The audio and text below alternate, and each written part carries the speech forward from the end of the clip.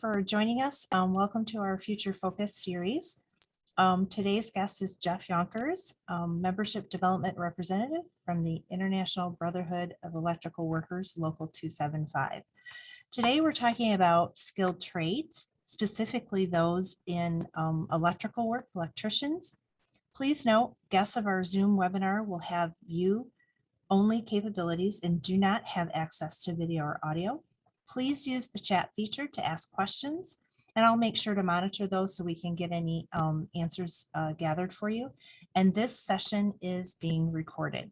So if you can't catch it live, you can check it later or view it again if need be. So Jeff, welcome. Thank you for being here today. Really appreciate you joining us.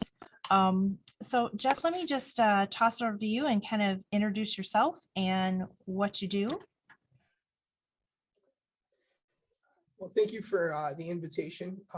We have done this in the past a couple of years running, so I definitely enjoy this every year. As you said, my name is Jeff Yonkers. I work with the International Brotherhood of Electrical Workers, Local 275. We represent inside electricians in the Western Michigan area. I have been a part of the IBEW for 17 years now. I started off as an apprentice, went through the apprenticeship program, graduated, became a journeyman electrician, worked in the field as a journeyman, and then ended up coming into the office to help with membership development. My role is still the same there, but I've added more hats on as I've gone. Awesome, thank you. So thinking back to when you were 15, 16, 17, maybe even in middle school, did you ever think that you would be an electrician or going into that field? When I was about 15 or 16 years old, I actually had met with my guidance counselor at my school, and I had aspirations at that point of time of going into culinary arts. I really enjoyed the aspect of cooking and doing that kind of thing. And then when I graduated, I found that the classes and things like that really weren't what I was hoping for. My skills were more like a hands-on kind of learning. And, so I looked around, and at the time I had been hobbying in doing like car audio stereos and things like that. Found electronics to be kind of a fun thing. And I was referred by a friend, that said, well, man, if you really like that, why not check out becoming an electrician? And that's when I did that. Awesome. And just to back up just a little bit, when we talk about skilled trades, there's many different aspects of skilled trades. So, we're honing in on electrical and electricians today, but there's, HVAC, there's carpentry, millwrights, pattern makers, tool and die. There's lots of different skilled trades out there. It just depends on what you're interested in. And I would say too, Jeff, and chime in, when we're talking about electrical or electricians, you're specifically inside, but that could be a lot of different areas. That could be in a home, a business, right? Correct. Yep. Most electricians, usually we break down into about 3 or 4 different fields.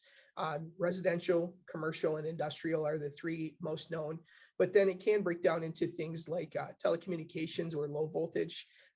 Low voltage guys are ones that do like Cat 5 work. They do security, fire alarm, card access, things like that. They are considered electricians as well, even though they do low voltage work. But yeah, I mean, the electrical work, it does span across many different sectors of the work region. Yes.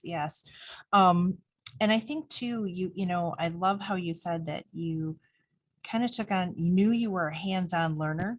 You knew that was kind of how you wanted to spend your days after high school. And you kind of took some experiences that you had that spoke to you, and then delve into that farther. And I think that's important to know about yourself and how you learn.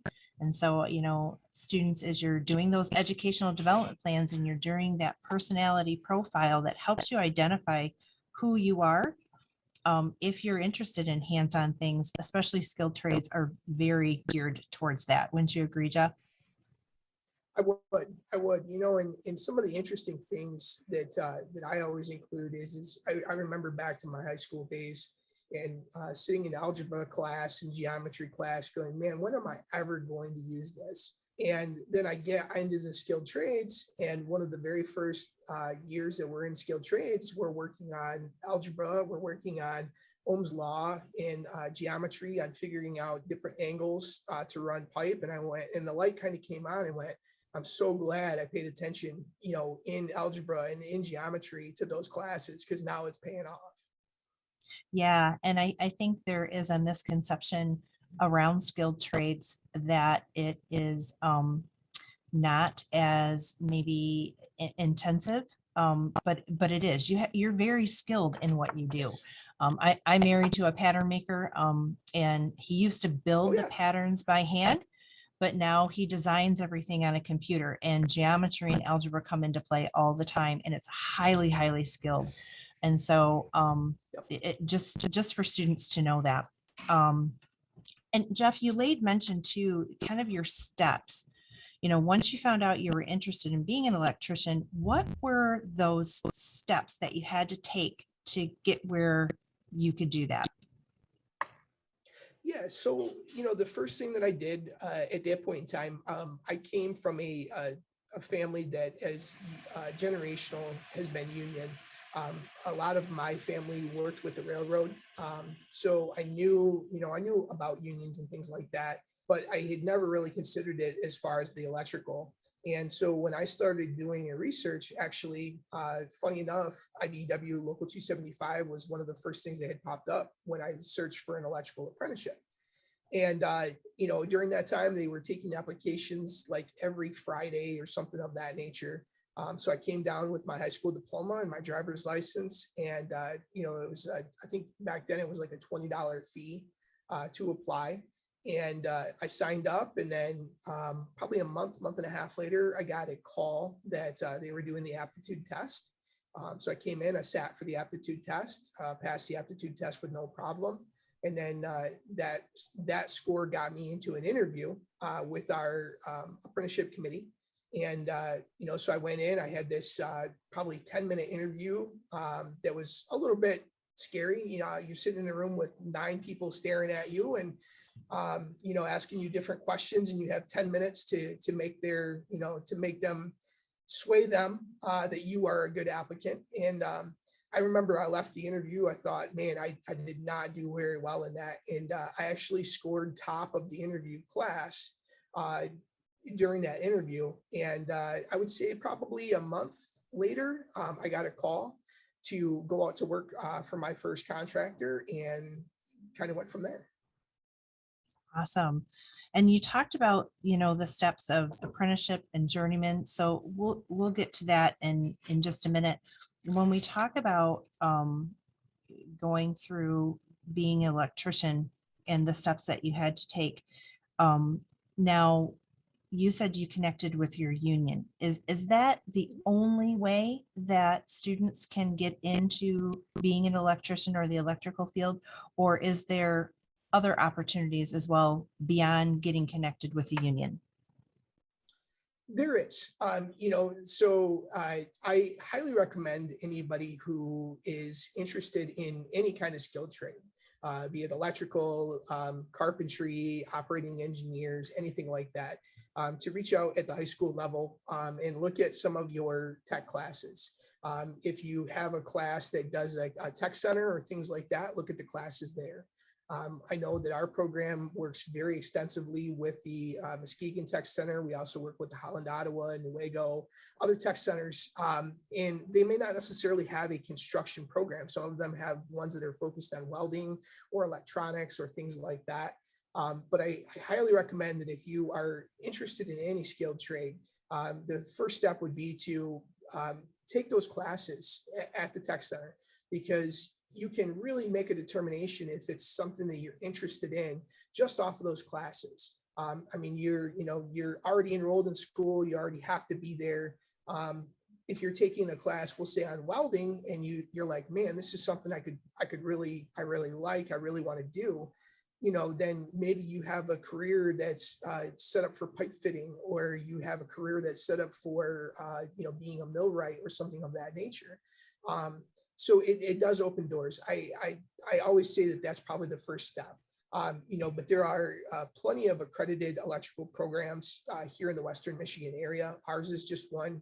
There are several companies that are what they refer to as merit shops that are non-union, and they do offer schooling as well as GRCC has a very intensive 18-week program that people can sign up for that want to become an electrician. And there's rewards with taking those programs that it can cut off the time that you actually have to do an apprenticeship. Awesome. Thank you. And you mentioned the Career Tech Center here in Muskegon. We have an electrical program and a construction trades program. And so, that is a really great place to start and get those initial connections and see if it is a good fit for you.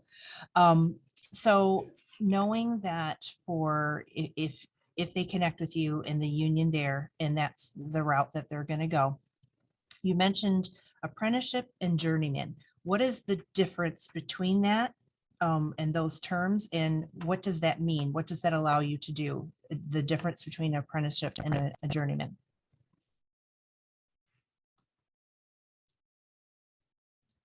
Look, Jeff, I think your connection froze. Okay, apprentices. There you go. Okay, so you were looking for the difference between a journeyman and an apprentice? Yeah, because you mentioned both terms. So for students out there that are considering this, what is the difference between that? Yeah, so an apprentice is basically the very first steps that you would take to get into any skilled trade. Usually is an apprenticeship. Basically what an apprenticeship is it's instead of going to college and studying for 4 years to become a marketing executive or an accountant or something like that, you go to a trade school, and it's referred to as an apprenticeship. And basically with apprenticeships, it's hands-on learning.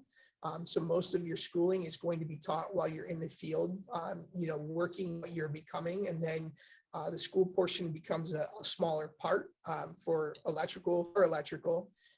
It becomes basically 2 days a month. You go to school instead of to work. And then for the rest of that time, you spend it out in the field working on your craft. And then in order to become a journeyman, the state has regulations that they've set in place that say you have to have 8,000 hours that are documented working in the electrical industry, as well as 900 hours schooling to be able to go and sit for your journeyman electric exam. And the journeyman electrician's exam is it's a 75 questions, and you have about 2 hours.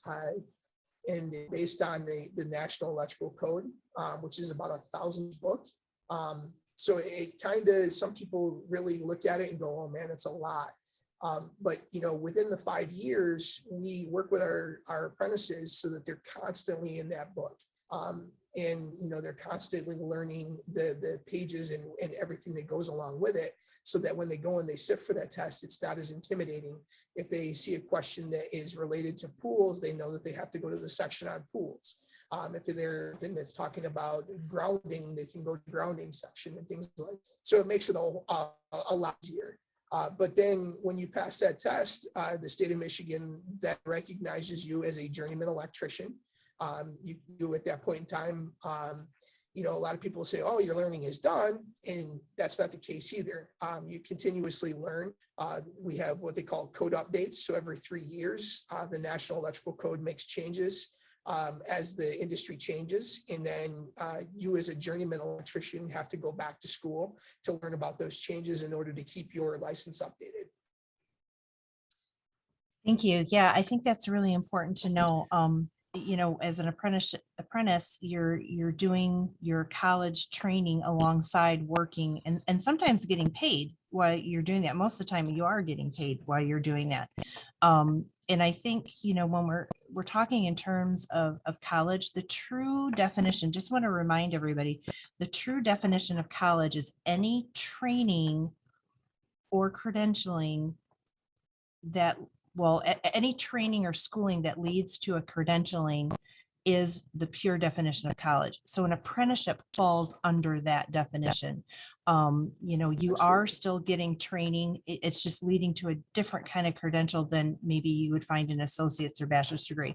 But an apprenticeship, and then when you eventually get your journeyman's card, I mean, that is, shows that you went to school, shows that you have the training to be a master in your field. So I just want to put that out there, that it is important to know that. So now, you're in the union, you're a journeyman, and you're working. How does that look, a day in the life of an electrician? Are they, I suppose the projects could look very different, but what does that look like? Michelle, this is actually a great question. And this is one of the things that I love about the industry. And the answer is that every day is going to be different. That's, for me, that's one of the things that enticed me into the field. I know that I'm not someone who can, sit in an office and see the same view every single day. Where in the construction industry, what you're working on, where you're working and things like that changes almost on a daily basis. It's not always glorious. I mean, I will say that there's times that I've worked in below zero temperatures outside. There's times that I've worked in buildings where it was 120, 130 degrees. But I wouldn't change it for the world. The view it consistently changes with whatever the work requires. So you could be one day you could be working on doing conduit, which is the pipe that we put wires into to protect them. The next day you could be on that wire pulling crew, pulling the wire into that pipe. You could be terminating. You can be a foreman, being the one that reads the blueprint and lays out crews. There's lots of different options with a journeyman's card. So the work, it definitely varies. It's not the same thing every day. And I think, that is appealing, for a lot of reasons for people, like you said, indoors, outdoors, a variety of small jobs, big jobs, and it can change on a daily basis. So what would you say are some of the toughest things about being an electrician? So there's a few things that I would say are kind of tough. Number one is that you're working with something that's extremely dangerous. Electricity is something that you can't see, you can't hear, you can't smell, you can't taste, but it can definitely hurt you. So safety is of the utmost importance when you're working with electricity. I would say that's probably number one on the toughest of my list. That you're working against something that you can't necessarily, that can hurt you, but you can't see it. You can't, do any of these sensories with. It is a little bit rougher on the body than say, working at a desk job or an office job or something of that nature. You're going to be out there working in all sorts of different temperatures. You're going to be out there working on heights. Some people have a serious problem with heights. I've worked on buildings where I was 13 stories up, and you look down and you see these little dots on the ground and you realize that they're people and things like that. And I've worked in confined spaces before, which is another thing that some people have an issue with, where, you're in a space that's probably like maybe 1 or 2 foot by 1 or 2 foot, very, very small spaces. So those are some of the challenges that we definitely do face. But, I think for the most part, probably just the danger, I think, is probably the toughest part. Yeah, I could definitely see that. Like you said, you might be working with heights, you might be working with, outside, extreme temperatures, extreme locations. I can imagine. So there's a lot that comes into play there. What would you say are some of the skills Now we're talking soft skills, employability skills, those skills you need no matter what job you're going to go into. What are some skills that you think are important for students that are going into being an electrician or maybe even to skilled trades in general? What would that Sure. look like? So top two things are ones that would be for any skilled trade. And believe it or not, we find that it's probably the hardest two things to do. And number one is reliability. Job sites are run usually on a timeline where the customer is requesting that the job be done at a specific time and that it be operational and things like that, because they have investors and city councilmen and everyone else that's expecting that this building be done at this time. So reliability is probably number one. And believe it or not, some people say it can't be taught, but I do believe it can. If you're in school and you're able to go to school every day without, being prodded, so to speak, then you've already started that reliability. It becomes a very big issue, with us, especially through the apprenticeship and then as journeyman. And it becomes even harder when you're a journeyman because the state regulates how many journeymen to apprentices you can have on a job site. So if you're a journeyman and you're on a job site and you miss a day and say there's only one other journeyman, but you have 6 apprentices, well, those 3 of those apprentices have to go home because there's not enough journeyman to apprentice ratio. So not only are you causing yourself to miss the day and miss work and money, but you're also causing 3 other people to miss work and miss money. So that would be my number one thing. As far as a soft skill, your reliability has to be on point. Number 2 is an attitude. Having a great attitude, because the jobs that you're going to get handed, especially as an apprentice when you're starting, aren't always going to be glorious. Sometimes you're going to end up having to dig a trench. Sometimes you're the person responsible for cleaning the brake trailers and taking out trash and sorting parts and things like that. And having a good attitude in no matter what task you're given, goes a long way. I know that when I was a journeyman and I was in the field, anyone that had a good attitude, I would take the extra time to help teach them anything that they wanted to know, just because I knew that they at least had the attitude that they wanted to learn. So those would be 2 soft skills that I think are extremely important for any kind of skilled trade in general. With electrical work, I would say another soft skill might be having a good focus in math. We do a lot of math, and then reading comprehension. I actually went to Caledonia schools a couple weeks back and was talking with some kids that were in their English class. And I said, believe it or not, English actually does relate to the skilled trades. You get a set of blueprints for a job site, and there might be mechanical blueprints and fire alarm and HVAC and electrical and masonry and things like that. And you have to be able to read through those blueprints and decide what ones cater to your ability. But also, like, there might be notes that might start off on electrical, but then go to fire alarm or go to mechanical. And so you have to be able to navigate those pages. So a reading comprehension is also another big one. Oh, that is really good advice to know where students, they could be working on things right now, because like you said, while they're in school, they can be practicing some of these soft skills or even the academic skills to prepare them for that next level.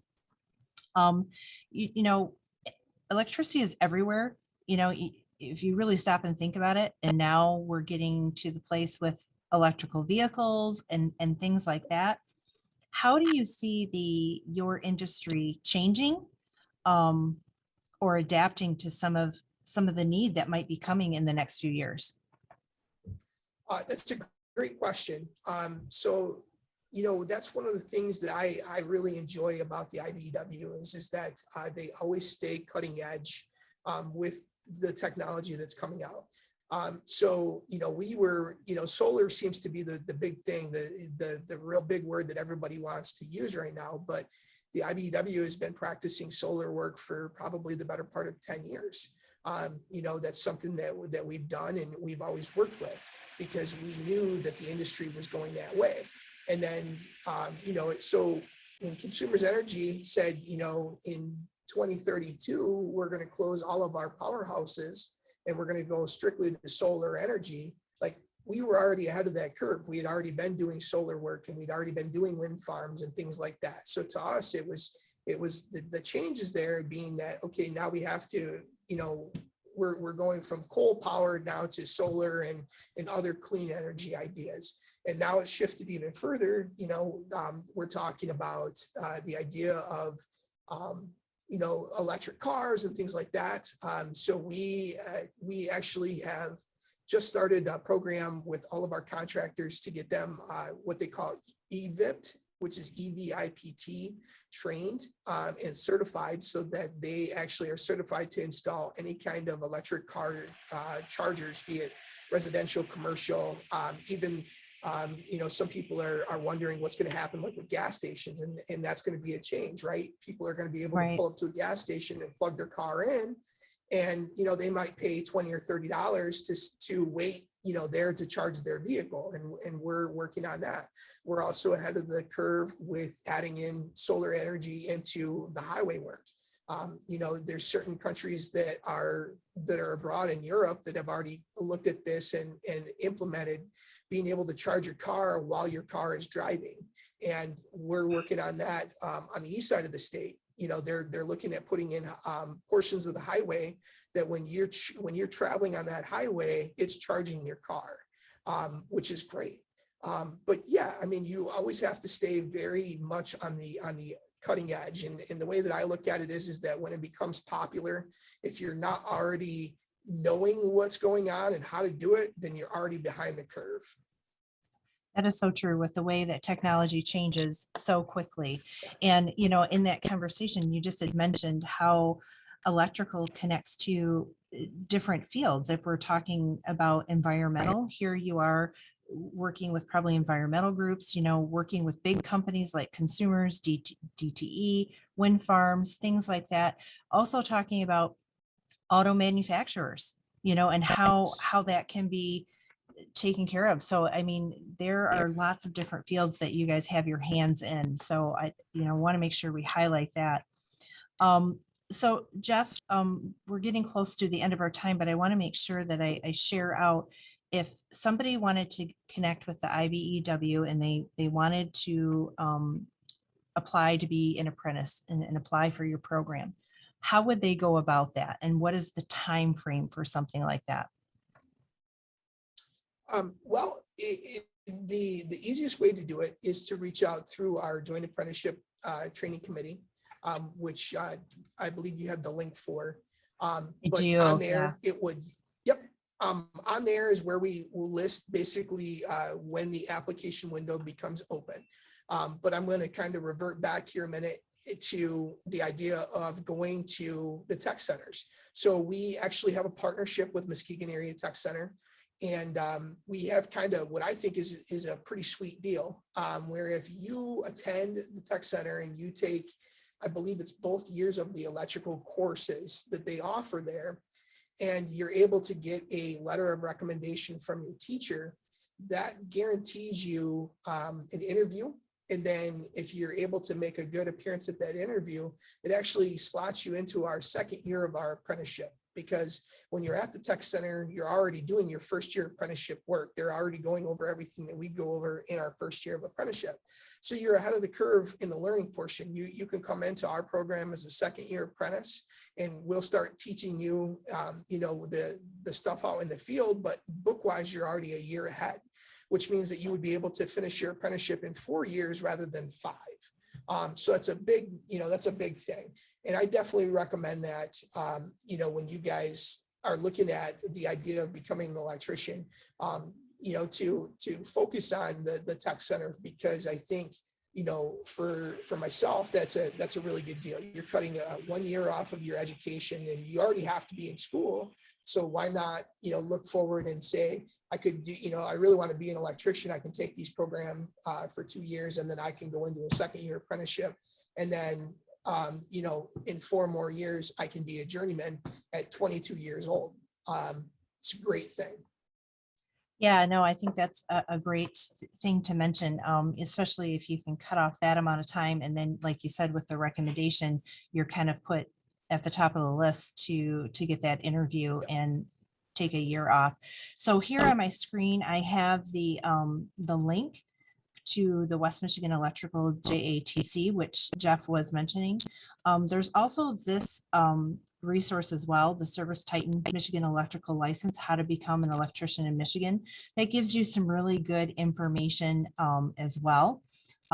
Jeff also has his email contact here. So if you have any specific questions about what you may see on that JATC website, you can certainly reach out to him as well, and he can help answer any of those questions that you might have. And I will say, as many with our skilled trades, they make very good money. So, if anybody is thinking, oh, with just an apprenticeship or a pattern maker or a journeyman, how does that make a good money? Can I make a living on that? And yes, you can.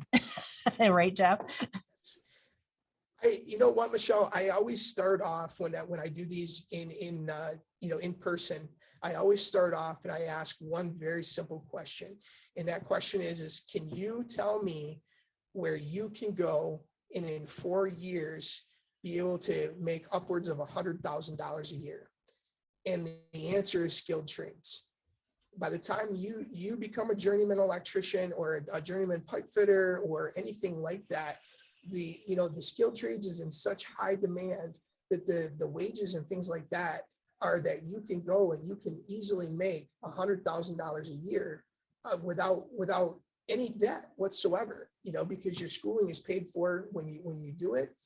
So you graduate, you have zero debt, and you can go and I say the world is your oyster. You can do with it what you want at that point in time.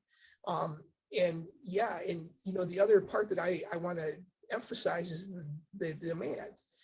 Skilled trades right now in general, we're going through a huge crisis where we don't have enough people. In the electrical industry alone, they're saying within the next 10 years that 40% of the workforce is due to retire.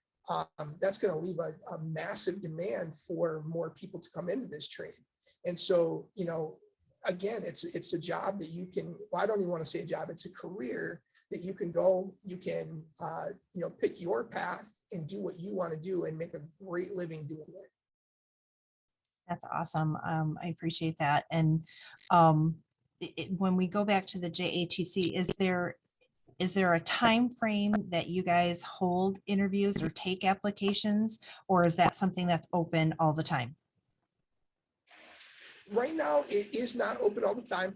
We are thinking that we're probably going to open the window in May to get seniors and graduates and things like that an opportunity to come in and be able to apply and things like that. But again, it goes back to that tech center thing, where if you go and you can get a letter of recommendation from your teacher from the tech center, that would guarantee you an interview pretty much any time. And that would be the easiest way. I would definitely recommend that. And like I said, that's any tech center, Newego or any of them that may not necessarily have an electrical course. If you have things that even relate to electrical theory, it definitely helps. Sure. No, and I think that's a good point again, because in those interviews, they're looking for those students that might have some background. And if you're going to the tech center, you're definitely going to have a year or two of that background. So no, completely understand that. So Jeff, we're at the end of our time. One thing I always ask our community partners that come in is if there's one little nugget, one little piece of words of wisdom that you would give to students that are watching today, what would that be? So there's two. The biggest word of advice that I would give is that skilled trades is often overlooked, and it's an industry that, when you look at a job market, cannot be shipped overseas. It cannot be exported out. construction has to be done on site, which means it's never going to go away.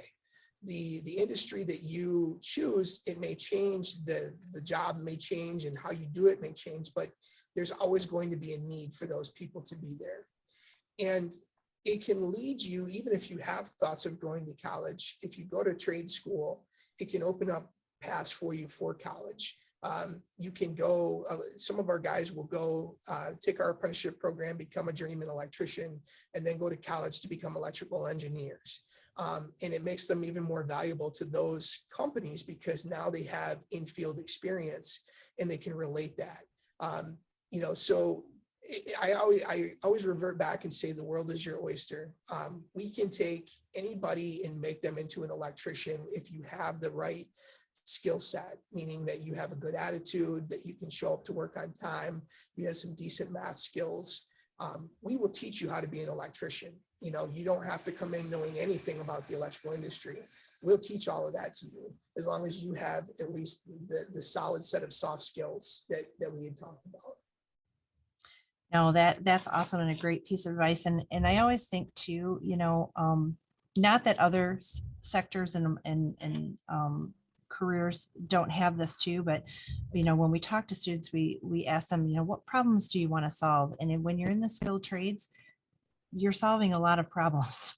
And really like we were just talking, like we were just talking about electrical vehicles, moving to more sustainable energy, fixing out like how can you wire up a house, and you're solving problems all the time. So skilled trades are a good look at that. Yeah, absolutely. Yeah. I agree. Well, Jeff, thank you so much for being here today. If you can just hold on for a minute, I'm going to end our session. Absolutely. So thank you everybody for joining us, and we have one more week of a future focus series. Next week, we're talking with somebody from transportation, logistics, and distribution. We're featuring UPS. So join us for that, and we look forward to seeing you next week.